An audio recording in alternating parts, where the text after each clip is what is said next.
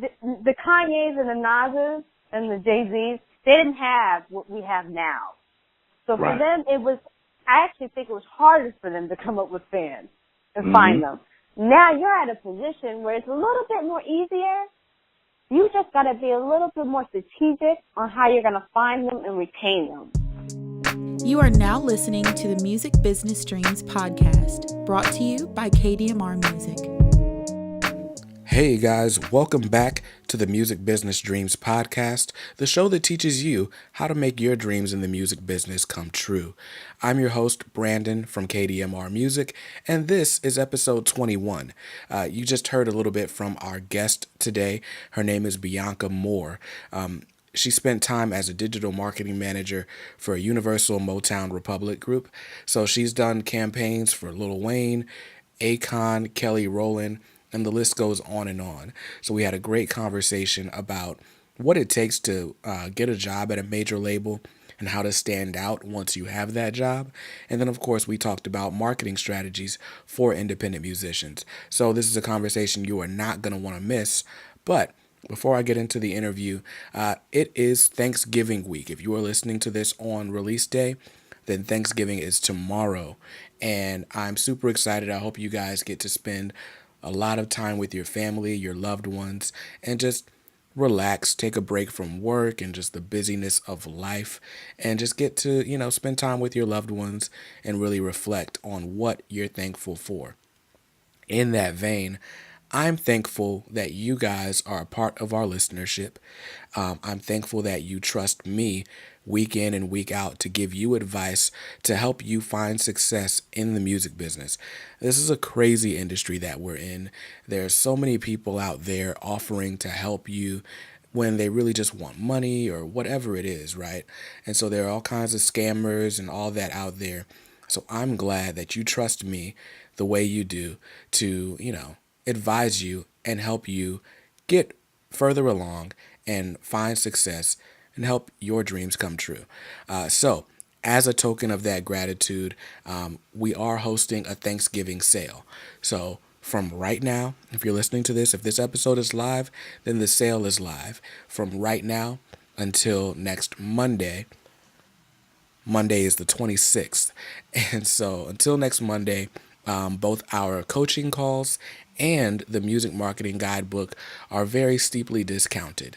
So you can get a coaching call, an hour-long coaching call with me, which is half off the normal price. So you can get a call for $50. We'll talk about your marketing strategy. There's a questionnaire that you'll fill out before the call so we can make sure that we drill down into your specific needs. And you will leave that call with a detailed plan that's custom to you on how you're going to start to make progress on your goals. Now, you can also get the Music Marketing Guidebook. And the Music Marketing Guidebook is a PDF document that I created. It's about 70 pages, but it is a comprehensive guide to music marketing for those who are not familiar with it. So it's going to teach you everything you need to know to learn how to find listeners for your music, convert them into fans, and start making real money in your music career. So that book is normally $19.99. You can get it for less than $5 if you buy it between now and Monday. And again, this sale is just a token of my gratitude to you because I want you guys all to have this information. I want to see you all succeed. So if you have not purchased the Music Marketing Guidebook, or if you need, further help and you want to schedule a clarity call, then this is the time to do it. The prices are not going to get any lower than they are right now. So if you're interested in that, then the links will be in the show notes. But let's go ahead and get into today's interview. All right, guys. So our next guest on the Music Business Dreams podcast is Bianca Moore. You may know her as the Digital Queen Bee if you follow her on her social media. But she's formerly a digital marketing manager at Universal Motown Republic Group. So there she helped craft strategies for artists like Lil Wayne, Kelly Rowland, Nelly, Melanie Fiona, and the list goes on as she continued that into her consulting career. And we're going to learn more from the the woman herself. And so please join me in welcoming Bianca Moore to the Music Business Dreams podcast. How are you today, Bianca? I'm great. Thank you for having me. Oh, no problem. No problem. So, I know we just read over your bio, but for those who may not be familiar with you or your work, why don't you give us a brief introduction? Whew, okay. Well, I am a digital marketer. And, I started off as an intern at Universal Music Group, and I kind of moved my way up from there, and it led to where I'm at today. As you mentioned, I was at Universal Motown Republic Group, which is under Universal Music Group for those who don't really understand how a major label might work. Mm-hmm. But yeah, I started there as I mentioned as an intern. I worked my way up into a new media assistant, which is basically at that time was before we even called it marketing, digital marketing or online marketing. But at that time at the labels, they called it new media because it was so new to the way that things were going traditionally at a record label. So I started off there, and as I mentioned, worked my way up into manager. I literally went through almost every single position until I finally made it to digital marketing manager. And then as most record labels do, they do layoffs, and I got caught up in that. And then I started my own thing in 2012. I started Digital Queen Bee, and basically I started consulting for independent artists. I had a couple major label artists that came to me, but my passion for the business really is on the independent artists because so many artists don't have the luxury of being signed to a major label or, and having those resources that a major label had. That's the luxury of being signed to a major label is the resources. But I wanted to kind of come in and help the independent artists use the tools that are available to them and kind of get them thinking on the terms of how a major label might be thinking, but on a budget. So that's the whole meaning behind starting Digital Queen Bee, just doing things on my own. I got tired of sitting in very long corporate meetings, and after a while, when you work at a major label, things become more about business and less about the music. Right. So that was the kind of like my exiting there was kind of it was a blessing in disguise. Now that I think about it. Okay. Cool. So let's take it a step back. Like to the beginning. What got you interested in working in the music industry? I always tell people I was a very weird child. I normally tend to think that, in my mind, I think that a lot of people, especially for me, when I say I'm a weird child, I love music on a whole different level than an average music fan. My love for music came, I always wanted to know what happened behind the scenes. How was that song created? Who made the song? How's the song marketed? Those are things that went through my mind as a kid. And it started kind of when I was in the 8th grade. And at that time I wanted to be a music producer because, Puff Daddy, not Diddy, Puff Daddy at the time was this big, he was this big music producer, and he had Bad Boy, and that kind of really inspired me to get behind the scenes. He really did, and learned as much as I can. So in the 8th grade, my mom actually sent me to a school to do a class. It was like a class on learning how to do how to work media. I think it was media or something like that. Something with music producing.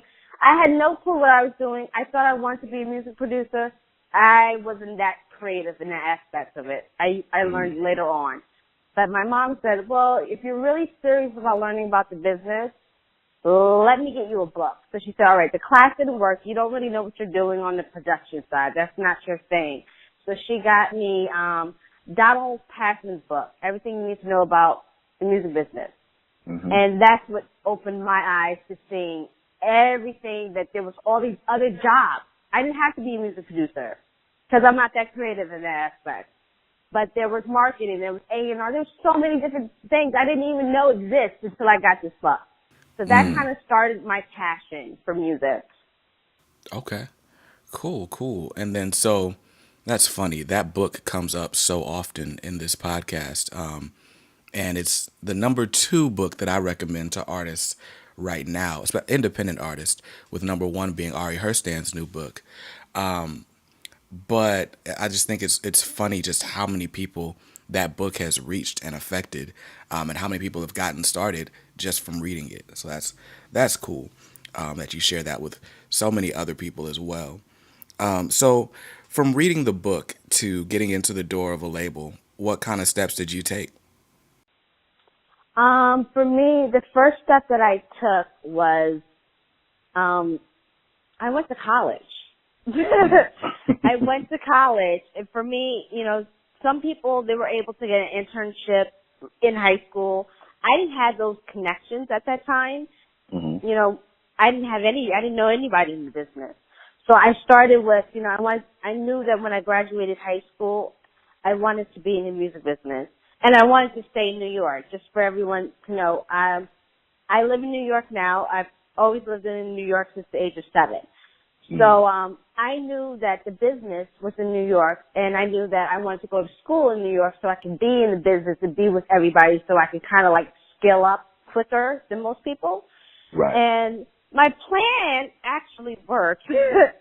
I got into Five Towns College in Long Island, and it's a music business school. And what I did from there was I learned the business, and I decided to start my internship early. And once I was able to get an internship, well, hold on, let me go back for a second because I think this is important to know. It wasn't easy getting an internship. I got turned down a lot. I knew at the time the hottest label at the time besides Bad Boy was Def Jam.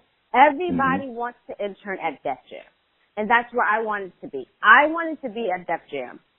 That's what led me to Universal Music Group. And I couldn't get in. That for some reason, internships at Def Jam, at that time, it was very hard to get in. I couldn't get in, and then Motown came up. And I was like, I guess I could do Motown. I was always a fan of Berry Gordy. So yeah, I'll do Motown. Motown was where it was at for me. I went there thinking, okay, I'm going to do Motown and then I'm going to transfer over to Def Jam. As long as I'm in the system, I'm good. That was what I thought. So yeah, I started off as an intern and I worked at Motown. I was an intern at Motown for 2 years while I was in college. So I think the most important takeaways from that little thing was, one was persistence. 2 would probably be when you're interning, if you have the opportunity, I always tell people, as soon as you get to college, see is how soon can you start? Because I had 2 years in college of being in there. I didn't have to worry about bills. I didn't have to worry about all that. I was blessed that they even kept me around for 2 years as an intern. But it worked in my favor because guess what? By the time college was over with, during that whole 4 years, I got a job at Universal at Motown. That was my very first job. Wow. That's what's up. And so to maximize on an internship, what tips would you give someone? Let's say they just got the word, they got the internship. What would you do to make yourself stand out?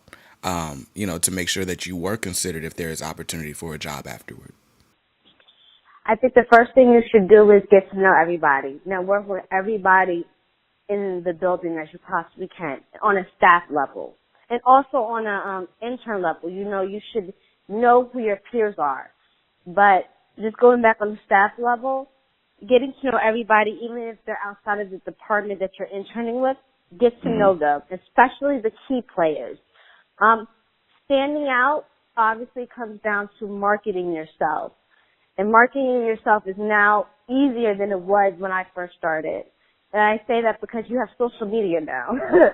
You have social media now, so now you're able to really document your whole internship as a whole now. You can sit there and really build up your resume and say, well, this is what I did while I was interning. Yeah, I was at whatever department that I documented and look how many followers I have now, you can really use all that data and leverage now into helping you landing a job. Those are things I didn't have before. Before, I literally had to go in there and not say kiss ass, but I had to learn how to read people and how to appeal to them. I don't know if I'm saying it correctly, but I'll use this one quick example, and that being the lady that I interned with. Her name was Jackie Reinhardt. She was at that time the VP of Urban Marketing. A lot of people would tell you, oh, you know, Jackie's wonderful, but she's, you know, she can be a hard person to get to. Some people were intimidated by her. I was not intimidated by her. You know, one time I had this opportunity to talk to her, and I asked her questions, and from there, we built a relationship that we still have to this day. So I definitely think that, you know, building relationships is very key. As I mentioned in the beginning, get to know everybody and use social media and market yourself. Got you. Okay. Cool. It's funny. My uncle, the reason I work in the music business now is because my uncle in the early 90s worked in marketing for Atlantic Records. So he worked on campaigns for Junior Mafia and for Brandy and Aaliyah. And so, like, I go to my grandmother's house in Queens, and he's got, like, platinum plaques and all that. Oh, doesn't it make your heart sing? Oh, right. Historic. That's history right there.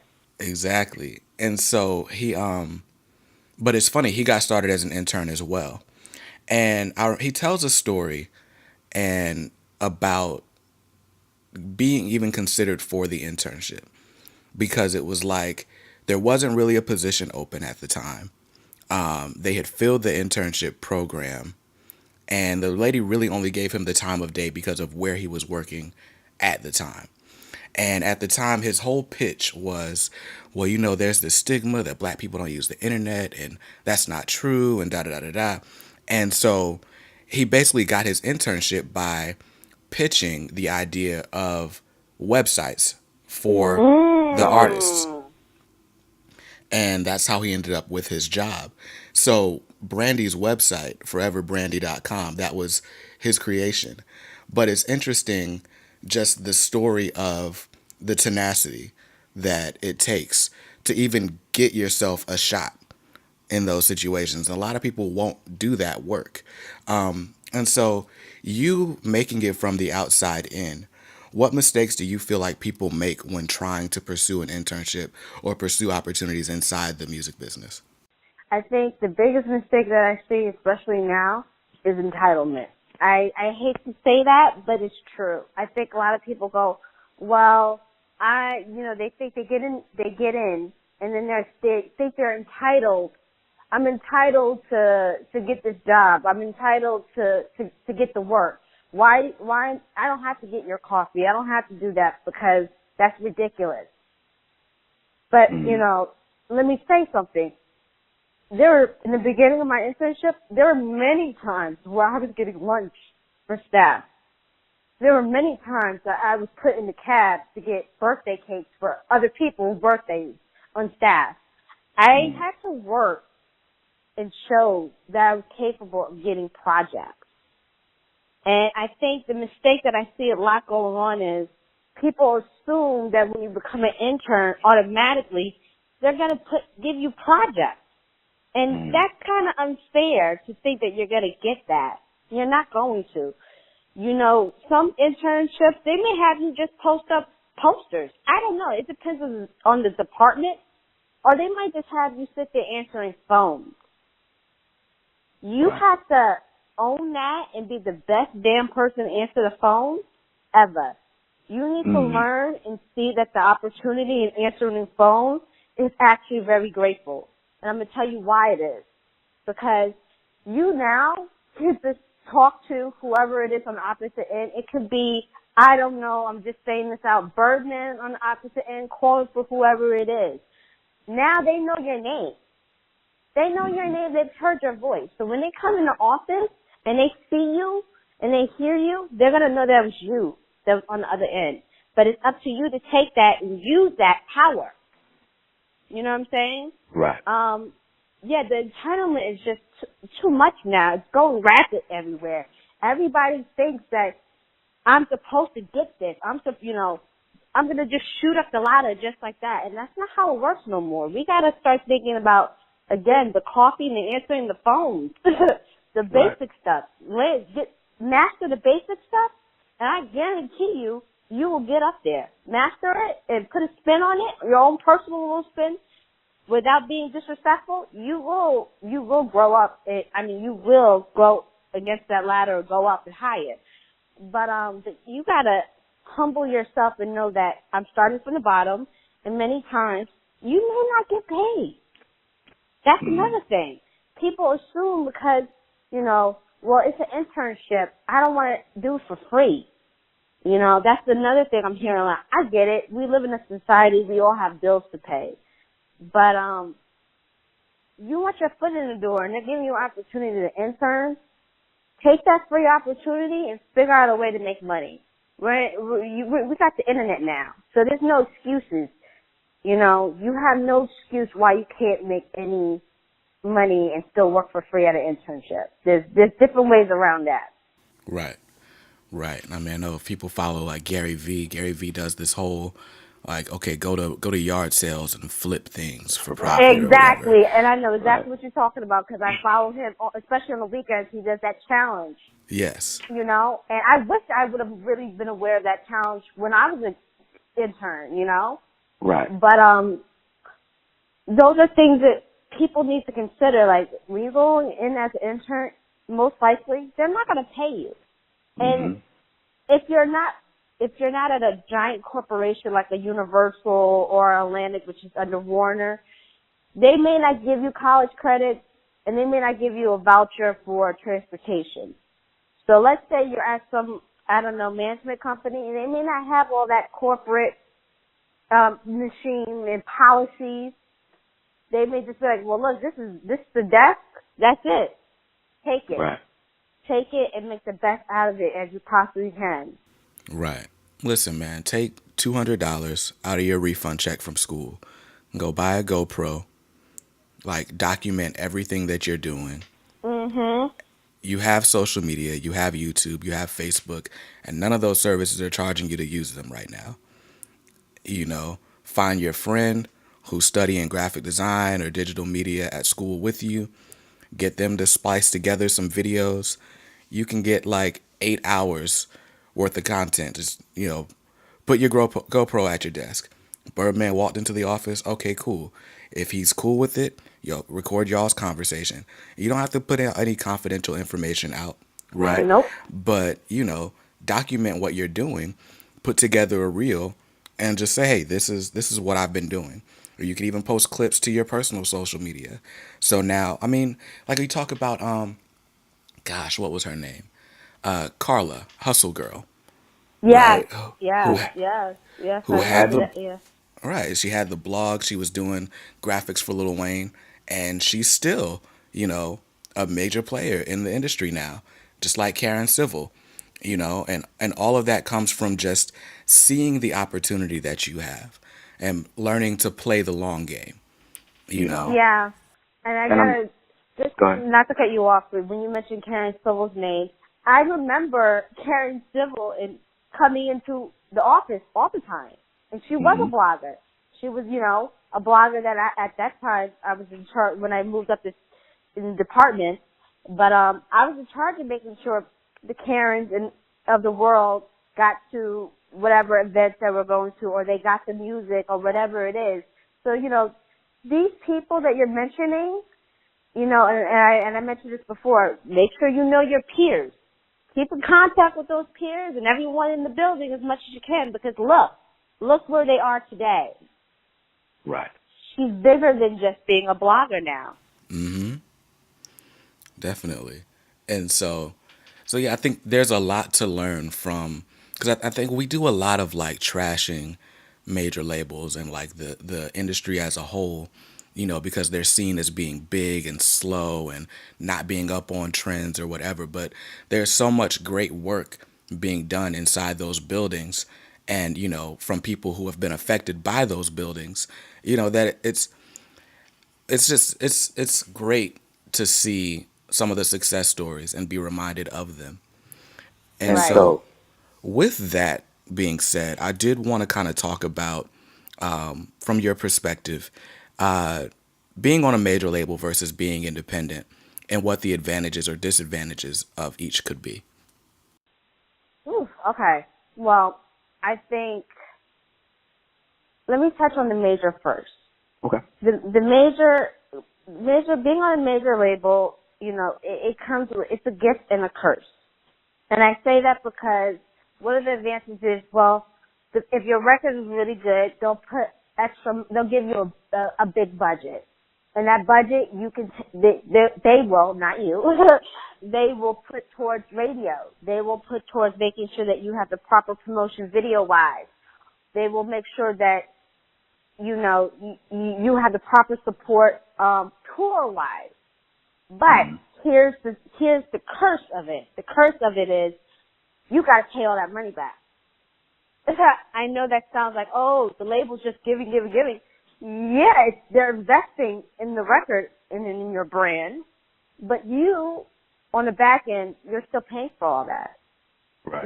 It's coming out of your budget, but it's coming out of advance. That's why they go, oh yeah, we're going to give you all that extra money, but on the back end, we're going to make sure we get it all back. Right. And that's where it comes into play. That's the gift and the curse of a major label. Obviously you get a team, you get a whole entire staff that is there to work your project when you are priority. When you're off of priority, depending on what kind of artist you are, if you're not on the top niche of artists that they have on the roster, they may not answer your emails as fast. They may not do things as fast for you when you are not priority. But I would say, another advantage besides the fact that you're going to get that big radio push, you're also looking at internationally, If you weren't able to do it on your own before, but now you're signed to a major label, they're going to, they have a whole entire staff across the pond, in all different areas that are going to help promote you, So that's another plus and a bonus. Right. On the flip, now when we're talking independent, I actually love independent more than I love majors. And I say this because I've been inside, so I know I've seen artists get signed. I've seen how excited they come in the building when they sign their contract and they meet the staff. In the beginning, it's all beautiful. You're hyped.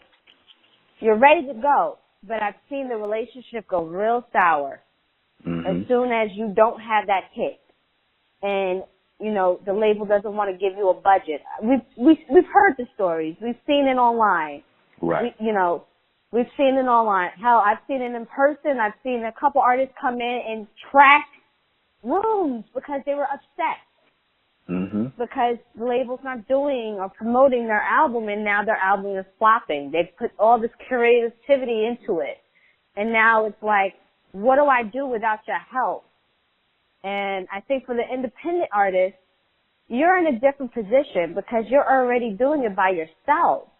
And at the end of the day, most of these independent artists, you don't eat unless you make some money. So the first thing you're already thinking is, how can I make money? How can I keep things floating? So I am getting my name out there. So for the independent artist, it's much more easier now to be independent. If you ask me, I think independent is where it's at. Right. Everything that a major label can do for you, you kind of can do for yourself if you had the right budget, if you had the right people, even if it's a consultant that you hire here and there to help you, guide you. I know that it can be hard to get on radio nowadays. It's probably harder than it was before. But guess what? You know what we didn't have then? You got Spotify now. Right. You have Spotify. And if I was an independent artist, my whole thing would be to figure out how can I get to know the people who work at Spotify. Because sooner or later, and I'm telling you this right now, eventually, Spotify's going to be in every single car. Mm-hmm. You know, you're going to see it in there. And they're going to be competing with radio. They will be. I truly think that I see that already. They're going to be competing with radio. They've got their playlisting going on. And, you know, the advantage, you got to remember, the advantage of being an independent artist is you have control. You don't have to sit here and have a whole bunch of wait for other people's projects to come out for you to be a priority. You are a priority, which means it's a little bit intimidating, especially if you don't have no money. But as he mentioned earlier, there's so many different ways you can make money online that you could be using to support your career and your project. Mm-hmm. It's just up to you to be determined to get it done. Right. And I think that's a perfect segue into the services that you offer now. So let's talk about Digital Queen Bee and, you know, what you do for independent artists right now. Okay. So what I do now is I do provide consulting on the digital aspects of things, of helping you come up with your digital marketing plan. I do social media as well for you, helping artists build up their social media pages. I like to call it fan building. Mm-hmm. My goal is to take a follower and make them into a fan. Right. Because at the end of the day, without a fan, you can't really get your music out. Mm-hmm. So my goal is when I get people that come in, when I get artists that come to me, I see, you know, a lot of them go, oh, I want to be on blah, blah, blah blog or whatever playlist. And the first question I ask them is, realistically, can you tell me how many fans you have on a mailing list or how many fans you got here and here there? And they'll tell me I only got, I don't know, 100. And I'll look at them and be like, well, you're not going to get that playlist. I'm going to be realistic with you. And I go through goals. My whole thing is the service that I provide is we set up realistic goals to help you obtain what that bigger goal is, you know? Right. For Digital Queen Bee, as of lately, I've been transitioning doing less of the consulting and more of coaching, music business coaching. And the reason why I came up with Get Coached Up program is because I come across many independent artists who don't know where to start. They think they need to hire an independent consultant, but they really technically don't or can't afford it. Right. The Get Coached Up program is basically, it's an easy way for me to help you strategize what it is that you need to do first in your career or with whatever project that you have. Getting you organized and getting you motivated to get things done off that checklist. So let's do this. Let's say I'm walking in the door from the beginning, or I reach out to you from the beginning, and we can kind of do broad strokes overview. But what would you say typically should be the first step for an artist trying to get started and trying to market themselves to a larger audience? Your first step should be is you need to identify who you are as an artist and who you want to market to. Who is your target audience? Gotcha. I think if you nail those two things down in the beginning, it will then help us as a whole figure out what we need to do strategy-wise. You know, a lot of artists don't know who their target audience is. They can't even tell me what their target audience is like. Right. And I think for us as marketers, that's kind of like a no-brainer. Like, well, you need to know who you are, who you're marketing to, where they are, where they would find the things they like, right? But I think for an artist, that doesn't necessarily come naturally. So is there like a sort of like mindset that you try to give them to apply, or a resource that you point them to kind of figure that part out? I have all my clients fill out an artist questionnaire form. And it's literally a list of questions of what do you like, what do you dislike. I get very niched with it. I'll ask you, what kind of brands do you like? What do you like? Why did you even become an artist? I start out with that questionnaire form because, one, I want to get to know you, and I take that information and I will help you figure out what you're missing. Right. You know, I get it. A lot of artists, they want to focus on their art, which is great because you need to focus on your art.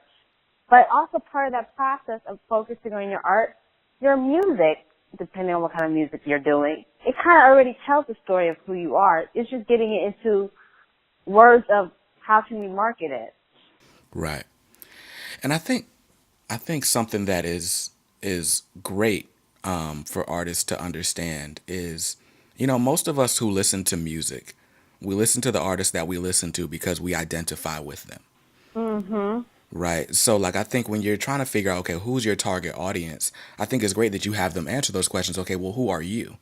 Because the reality is most people that listen to you are going to be similar to you, except they don't know how to make music.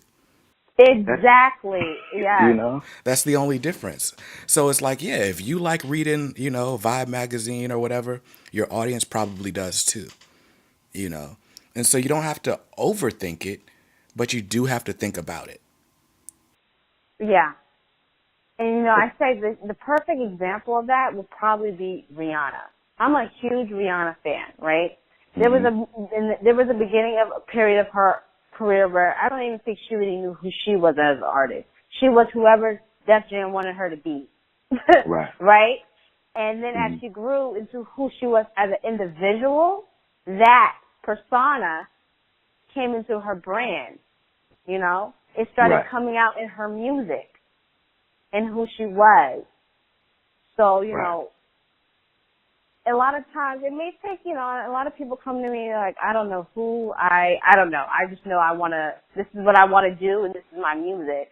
And so, you know, that's why I come up with that list of questions of, well, who are you? Right. If you can't answer who you are, you can't authentically tell me who you are. Not who you want to be, but just who you are. You're going to run into a lot of problems because, you know, nowadays the consumer, they smell when you fake. Right. They smell when you're fake, and when they smell that you're fake, a lot of them, they will not support it. And I think your point about Rihanna is a great one. And I think it's kind of the same reason people like Cardi B or they gravitate toward her. Right. Because, you know, you see online people like, oh, she's giving me life or whatever girls say. Right. Because it's like OK, I see what you're doing and that reminds me of me.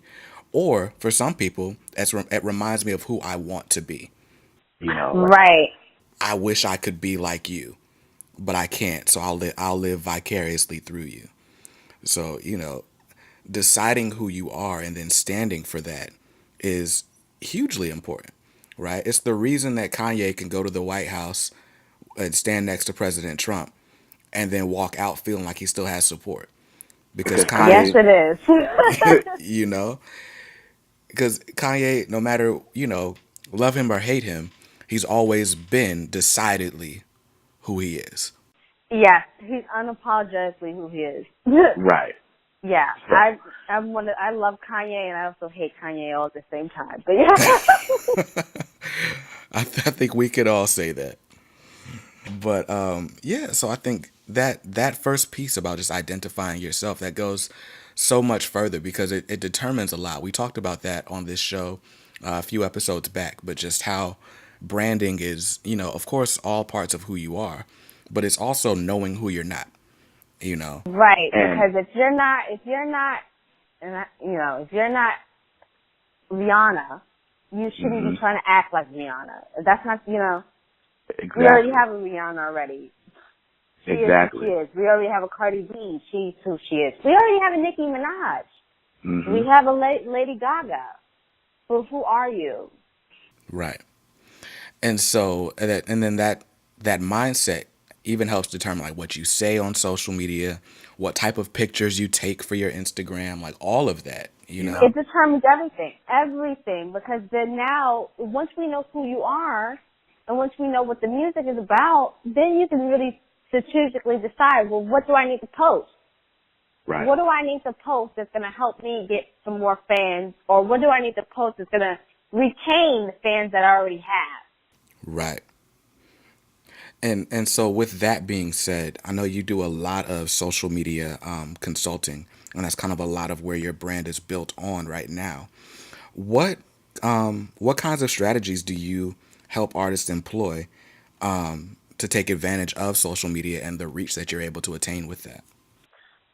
I think one of the strategies that I use most often is, and I'm pretty sure a lot of people hear it, is strategy number one is to be consistent with posting. I think, especially in the beginning, I get people that come to me and they post once a week, and that's not enough. Right. It's not enough. So my number one in my book is, okay, let's get consistent. Let's come up with a plan of what we're gonna do every week or every day or whatever other day, depending on, you know, the frequencies of that we need to do. My second strategy is combing through data. You know, we didn't have the information and data that we have today is pretty damn amazing, because a lot of times we didn't have that in the beginning. You know, you could say what you want about Facebook and not liking it, but the information that it gives you is, in terms of research, it's pretty damn good. And if you're smart, you can use that information to come up with content. Right. So that's the strategy that I definitely use.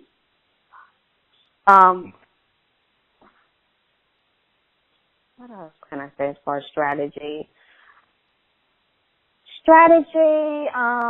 Think outside the box. Not everything is about music. You know, this is where, you know, I know we keep bringing it up, but who are you comes into play, because besides the music, who are you?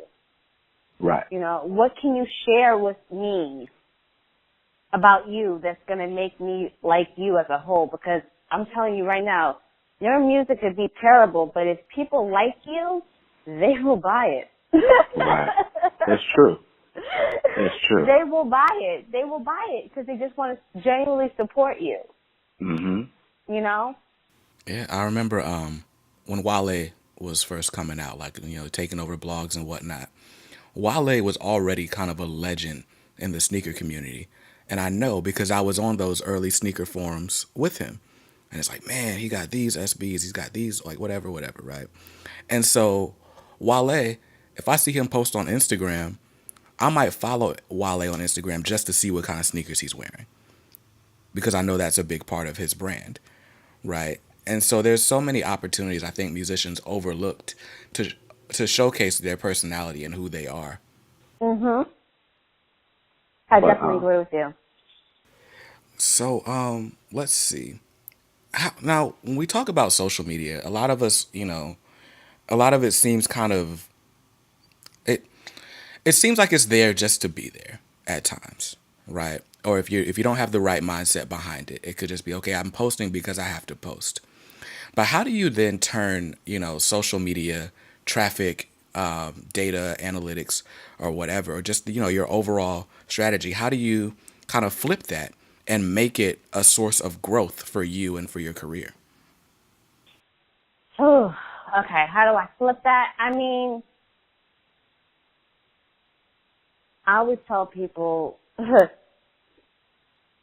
great, you know, you can have a huge social media following, but how many of those did you transfer into an actual super fan?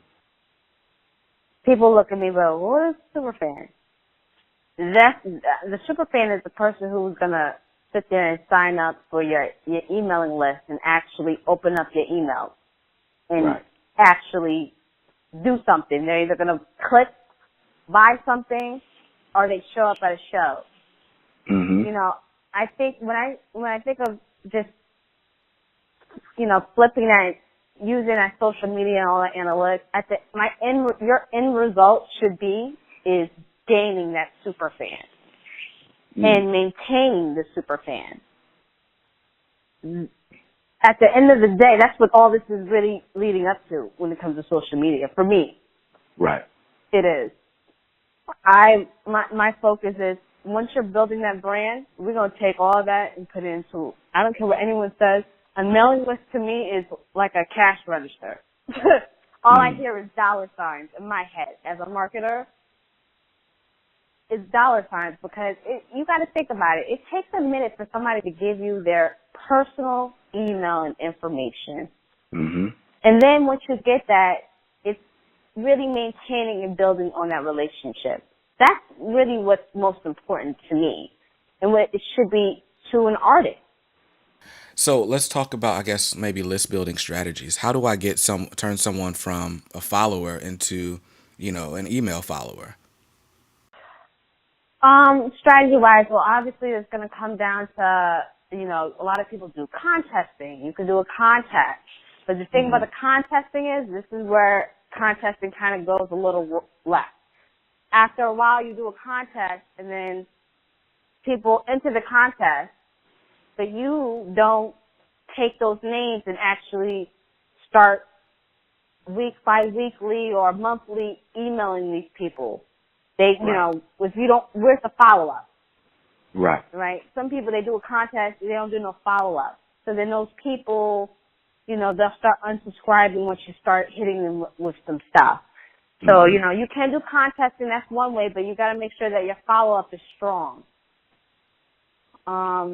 Another way is, create just exclusive content, quality content, just for that emailing list.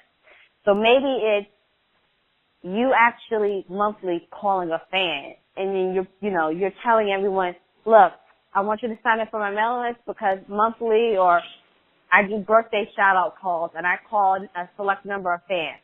Maybe you do that. Something.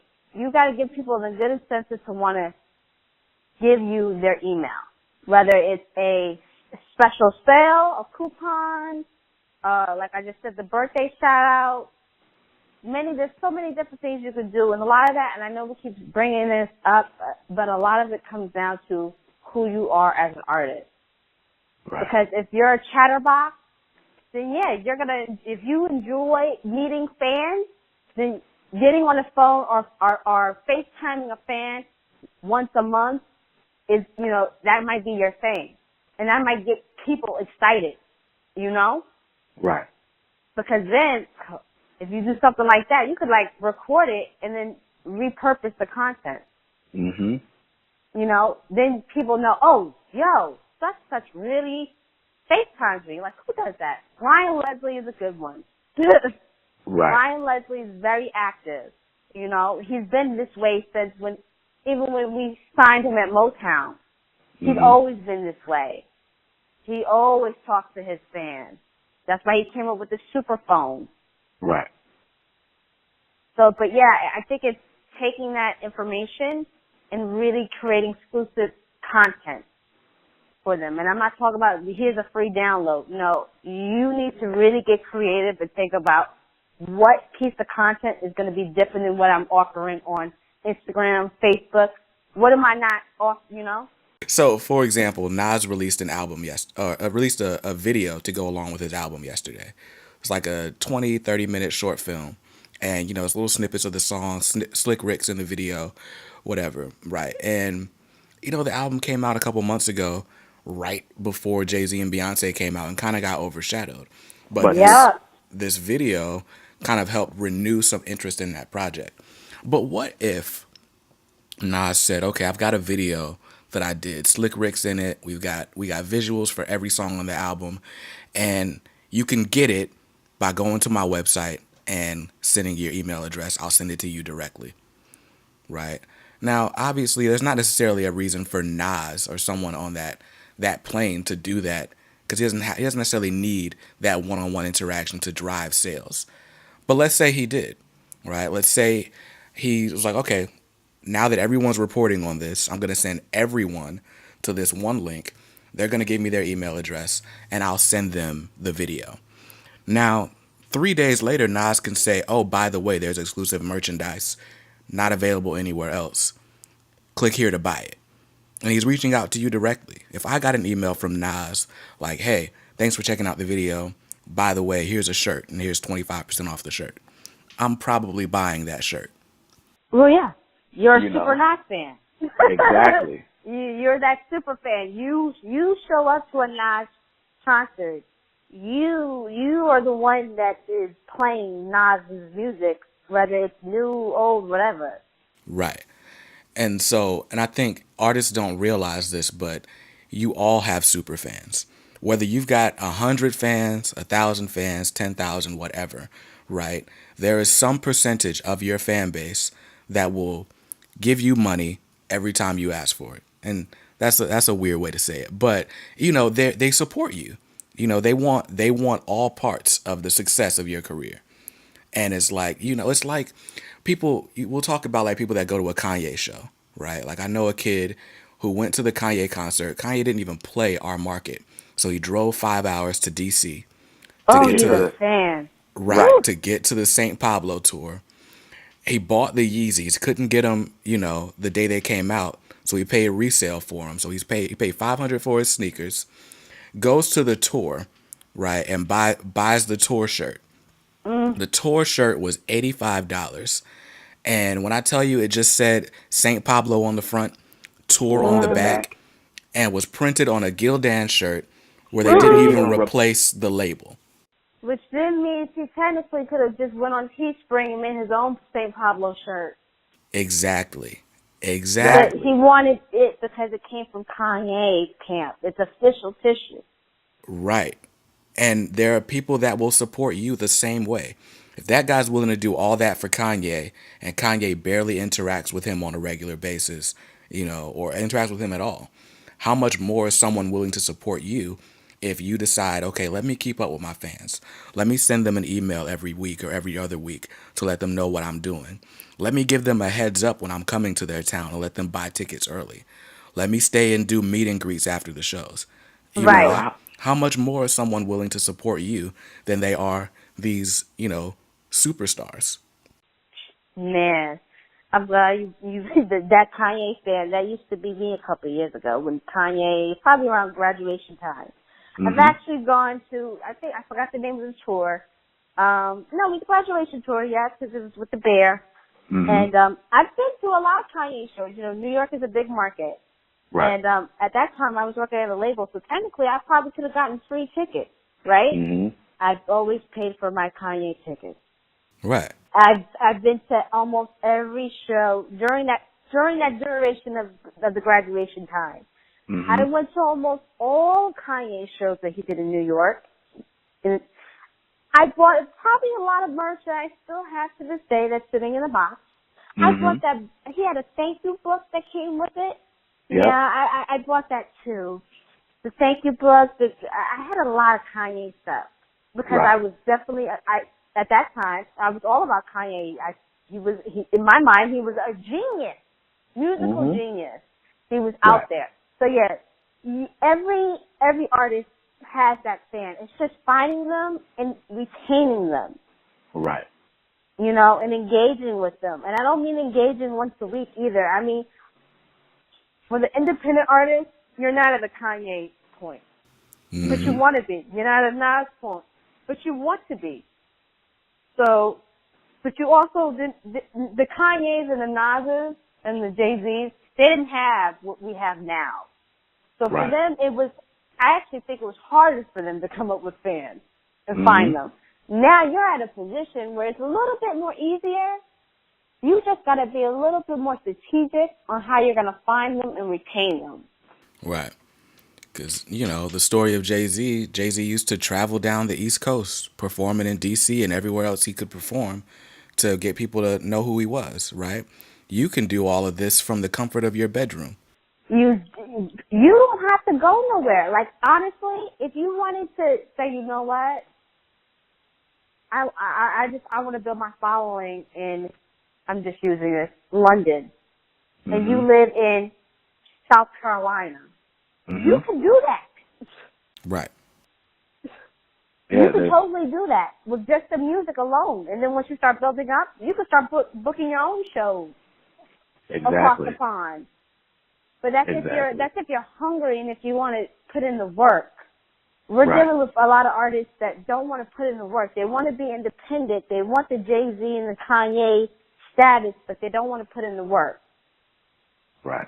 And that's the problem that we're dealing with. That's why we have so many people buying followers fake followers, fake comments.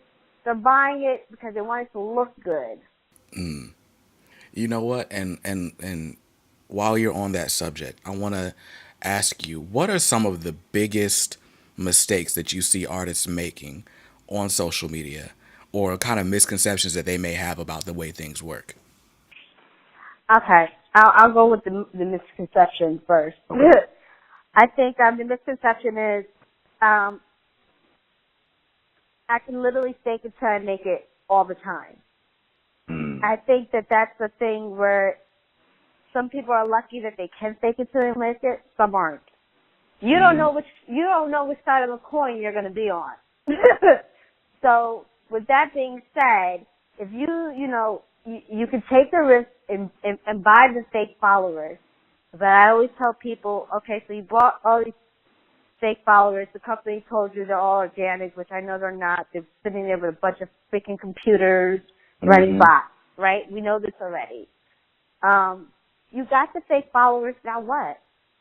Okay, so you've got over 100,000 followers, and the majority of them are fake. Right. Now what? How is that going to help you get your music out? How is that going to eventually help you monetize? That is my question. And what are you going to do if one day Instagram or whatever it is decides, oh, today's the day where we shut down all accounts that have fake followers, fake bots. We're just shutting them all down. Mm-hmm. What happens then? Because now you're part of that. Right. You have to start over again. So I bring those questions up and I say, are you willing to risk that just for a couple, for fans? Or are you willing to put in the work to actually obtain those? Because it's not that hard to build a following online. You just got to be consistent and be creative with what you put out. It's not that hard. Right. You know what I'm saying? Yeah. And that, and then, there's fake it till you make it. It works for some people and it does not. But it's one of those things. It's like a coin toss. Okay? You might make it tails, you may not. I don't know. You don't know. Right. And for you to assume that a record label, because, a lot of them want to get signed. That's another thing. They assume if I have a whole bunch of followers, right, that eventually I'm going to get signed to a label. That's completely BS. Right. Because it's only that's a little fraction of what a record label in the A&R department looks for. These are investors. These are investors, and you got to think these are investors. They're looking at the whole portfolio as a whole before they have you sign on that dotted line. They know when you have fake followers. You want to know how I know they know? I've sat in meetings, and we know. We have the software that we use. They're out there. The software is out there. We can run it and tell you, well, your account may say you have 100,000 followers, but on here it says you have maybe 5,000 who are actually authentic human beings following you. Right? You can sit here and buy all the Spotify plays all you want to, but the end result is going to be, well, how much is Spotify paying you out on the back end? Because you think that Spotify doesn't know that you're juicing your plays? They're not trying to pay you for fake plays. They're going to be stingy with their money. So you best believe on the back end, they are already knowing whose account has fake plays. Right. So, you can't buy your way all the way up to the top. You're going to have to be a little bit more strategic with how you do things like that. Right. And that's the warning that I tell a lot of artists. At any moment, the rules can change. They can tell you tomorrow they're banning your account because you got a whole bunch of bots. Now, what are you going to do? Right. Some of the A&Rs, they still go out to shows, believe it or not. Some of the ones that I know that are still in the building, they still go out to shows because they want to see how you perform. They want to see the feel of the crowd, right? They want to feel the energy because that lets them know if there's really momentum behind you in the record. If you can't get half of your followers to be at a show, you have a problem. Mm-hmm. What is the purpose of buying all of that if you can't get half those people to an event? That is a problem. Yeah, very much so. And I think just, and I've said this before, but artists are in love with the idea of looking successful, Yeah. but they hate the work it takes to become successful. And that's not how the music business works. Right. You can't do that. Everything takes work. Even your favorite artists to this day have to work. Mm-hmm. It is their job. And it's for you to treat it not like a job is an insult. Mm. It's an insult to the craft. It's an insult to the business. Right. Because, we talk about the major labels and, the advantages. They have these staffs. They have people who are willing to come behind you and help work your project, right? But in reality, these labels depend on your success to be successful themselves. It's no different, and I say this all the time. It's no different than buying a stock. You're not going to buy a McDonald's stock and not look at the portfolio. You're going to want to look and see what they're doing monthly. You want to look and see what their expenses are. It's the same thing. It is. It's the same thing. Right. And so it's like, why should I invest in you versus the 17 other people that knocked on my door today? Yeah, and then, you get the artists who get frustrated when they see people who don't really make good music, but they get signed. Well, let me tell you why they got signed. Look at the traction that they have created. Mm-hmm. They use their personality. They use whatever it is. The case of being, look at, what is that little boy's name? The 69 boy. Come on. He's nothing but a reincarnated version of 50 Cent. Mm-hmm. He has took the 50 Cent model and modernized it. Mm-hmm. He's not mostly known for his music. We know his records. Yes, we know his records. We know that he's making the charts, but he's very strategic with how he gets there, and he knows that marketing and promotion is very important, which is why he sits there and he trolls people, and they fall for it. So again, I'm not saying you got to go down that direction, but I can't even fight. You got to say he's doing work, whether you want to believe it or not. He's doing work. He's putting in that effort. Right. Is it stupid and not really? Yeah, some of it is. But we've seen this before. Oh, well, I've seen it before.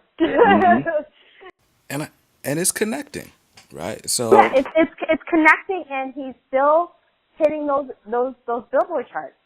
He's still hitting those Billboard charts. He's still getting those celebrity features, because now they want to be part of this train wreck. Well, I call it a train wreck because I don't know when this train is going to be officially wrecked, but they want to be a part of that. He has created this persona and this excitement behind his brand. Mm-hmm. So, but yeah, you can't take the easy way out. Everything is work. Right. Okay. So what else you got for me? All right. Well, so I was just about to wrap up. This has been a great conversation. Now, before we do wrap up, is there any parting advice or wisdom or a final point that you want to make sure that artists get from our conversation today? I think my final thing to everyone is that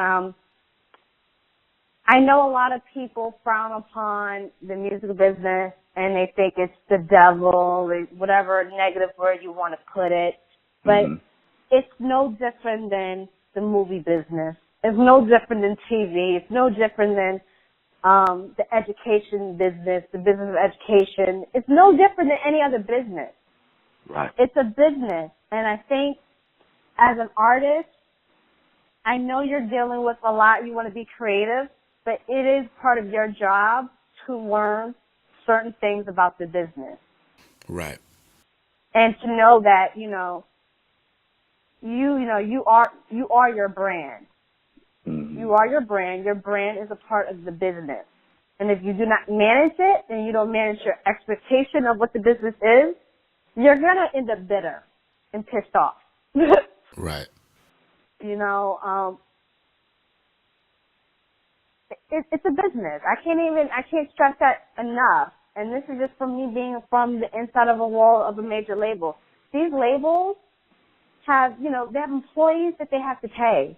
They have bills that they have to pay. They have board members that make decisions. Because a lot of them are funded privately, believe it or not, depending on the label. They've got board members to appease. It's a long process, right? When it comes to major labels. So as a whole, to the business, learn as much as you can. Learn as much as you can and always treat it as a business. But don't ever forget the music aspect of it either. Yeah, the music is just as important as the business. Yeah. Yeah, I mean, let's not forget you got started in this because you love the music.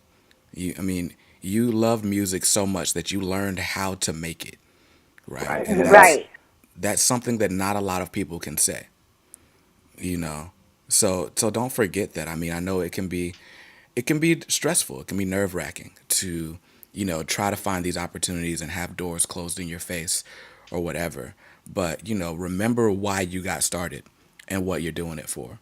And now there's so many tools at your disposal that even if a major label isn't necessarily the route for you, there is a way for you to find your audience and make a living off of that audience while being true to the music that you love to make.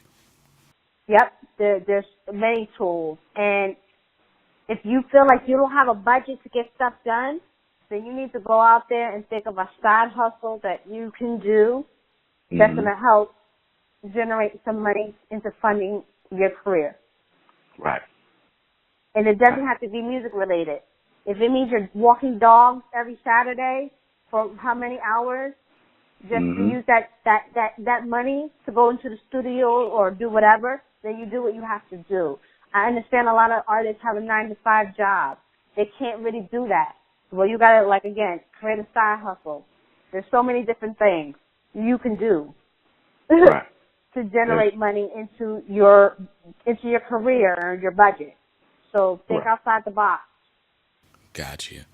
And again, I appreciate, you taking the time to speak to our audience and to help, give some mindset behind the success for independent artists. So for those who want to stay in touch with you, or maybe they're interested in your coaching programs, how do they get in touch with you?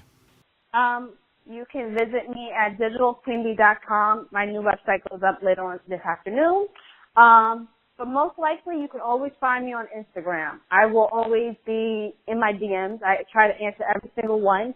So feel free to DM me, leave me a comment on Instagram. It's The Digital Queen Bee. Okay. Is my username. And you can always, I'm on the gram. Cool. Well, I will certainly link to your socials and your website in our show notes. And again, thank you for taking the time to speak with us today. Thank you for inviting me. Oh, no problem.